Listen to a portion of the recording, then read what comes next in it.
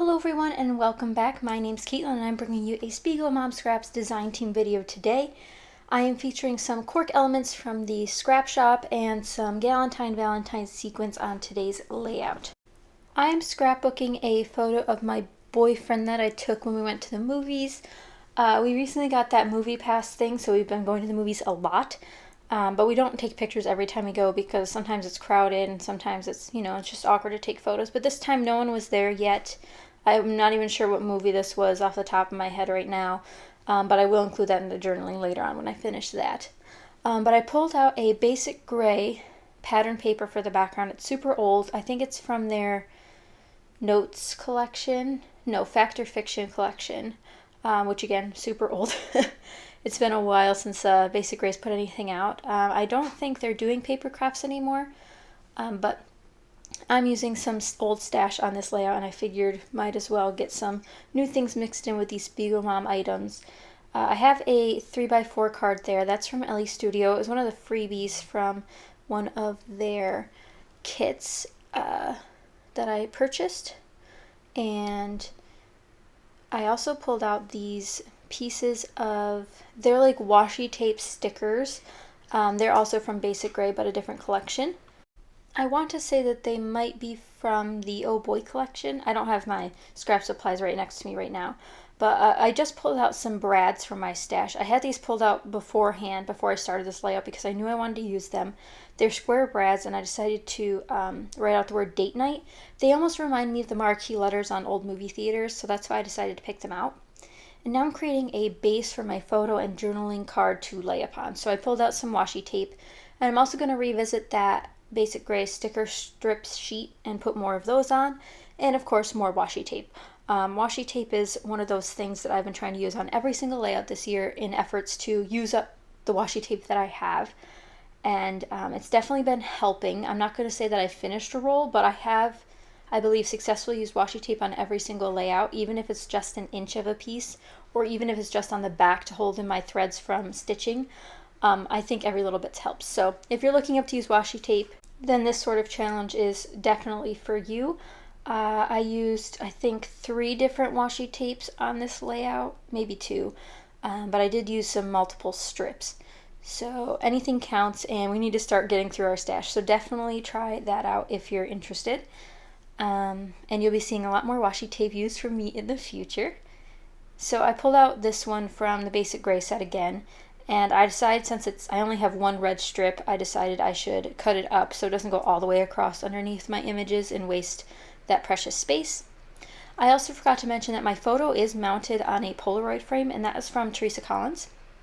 I bought one of her banner kits a while ago from Joann's, and I decided to put that around my photo just for another fun effect.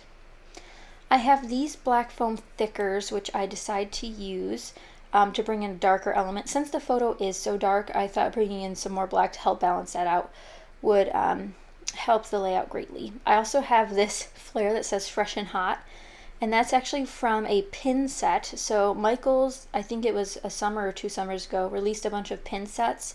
There's one about like ice cream and popsicles, and there's one about like, I don't know, this one was about pizza. So Fresh and Hot, I'm referring to the popcorn, not my boyfriend. But it could be taken either way, so it doesn't really matter. I also pulled out this banner piece, which is from one of the Fancy Pants collections. I'm not sure what it's called. I think it was one of their Paris-themed ones. And it's just got that dark red in it, just like those washi tape Basic Gray pieces I pulled out. So I'm bringing in more of that red color. It definitely has this movie tone to the layout. I think it helps having those countdown numbers from that Basic Gray sticker sheet. I think those remind me of those old cinema things that used to count down the 3, 2, 1 before the movie. But I really like how those turned out. So now I need to start gluing everything down. One of my major problems is I put all these cute things down and I think it looks great, and then when I go to glue it back down, I forget what it looked like before. And even if I take a picture, it just never looks exactly right as it did the first time when I had it laying there. So you'll see me start layering these things together. I pulled out another tag from Fancy Pants with the gray and white to bring in some more various shapes. And I'm using my fine line bottle to glue this element on top of the Polaroid frame. So now I'm going to work on the embellishment cluster in the top left. So I have some stuff laid up there, and now I want to finalize where it's going to go.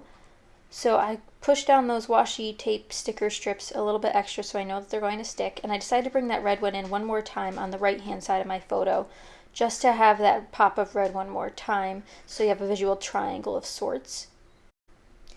So I have a cluster to the right side of my photo and then to the top left of the page, and I also have a somewhat of a cluster right beneath my journaling spot there. So now that I'm working on the top left, I'm going to adhere this Fresh and Hot flare with some of my foam adhesive. Since it's not a traditional flare with a flat back, it does have the pin back, which I couldn't pop off, but I know it is possible. I just couldn't do it in the time frame that I wanted. So I'm going to adhere that with some foam adhesive to make sure that sticks. And now I'm going to adhere my title. So these are brads, which no one seems to use anymore, but I still have them, and decide to mark where each square should go. Since they're an awkward shape and not round, they're very square, which you'll see in the final thing. I decide to use a colored pencil to help me mark where they should be pierced, and then I shove them in and then open them up. So I'm just going to skip this whole part because it is quite boring, but we'll be back with a full title. And with the assistance of Movie Magic, it now says Date Night with those beautiful square marquee-like letters. They're very interesting. I have no idea who made them or where I got them from. I've had them for years and years, but I'm glad I'm starting to use them up. So here's where I bring in some of those cork elements I was referring to earlier. I like that the shade of brown on this cork helps bring out the brown shade in the crosshatch pattern of the background, so I definitely like including this.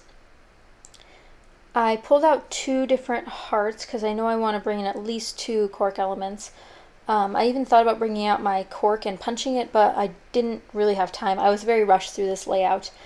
But now I'm looking through my die cuts because I know I have something that I could probably use as a die cut on this layout. As you can see, I did pull out one of those tags from Fancy Pants, put it to the right of my photo, and now I'm just looking for something else. And I'm really looking for suggestions on how to store my ephemera, so if you have suggestions on how you store your die cut pieces and how you store them either by collection or by color or by type, I've seen that as well, please let me know in the comments. I'd love to hear from you guys. And now I am finally putting foam adhesive on the back of that flare, and I end up having to stack them, I believe. Since the button was so large, so I have double sets of foam adhesive just to make sure that it will stay put. And again, that's from Michaels. I hope they do another pin collection. They came out to be like, so it was like 8 flare or 6 flare in a pack, and they were on clearance for 50 cents by the end of summer, so it was really nice. So now we are going to finish off this layout by sequining it up. I love doing a great scattered sequin, and what's really great about this set in particular is you have a heart shape, and since I love my boyfriend so much, I use a bunch of the red hearts. I really like how the color scheme of this sequin pack helped guide my layout, but it also matched my photo so well that it was like a match made in heaven. It really was, because you have the light blue, the clear iridescent sequin, then the red heart sequins, and then it's just the different shapes and sizes really work well in this mix. So I'm just going to glue those around my clusters. So I have a bunch of clusters here, a lot of mini clusters as well, but my main clusters are the photo cluster, the title cluster, and the one in the top left-hand corner, which really helps balance out the bottom half of the layout. Even if it's just a couple of items, it really does help. And today we have a featured guest, which is my cat. His name is Ted. This is actually my cat at my parents' house. I filmed this a while ago when I was back up there. But he just wanted to make an appearance. He hasn't made an appearance in a while since I've moved down to Maryland because I have other cats now. But he just wanted to say hi. If you guys haven't watched any of my main channel videos, you'll know a while back my cats used to get into my videos almost every single time.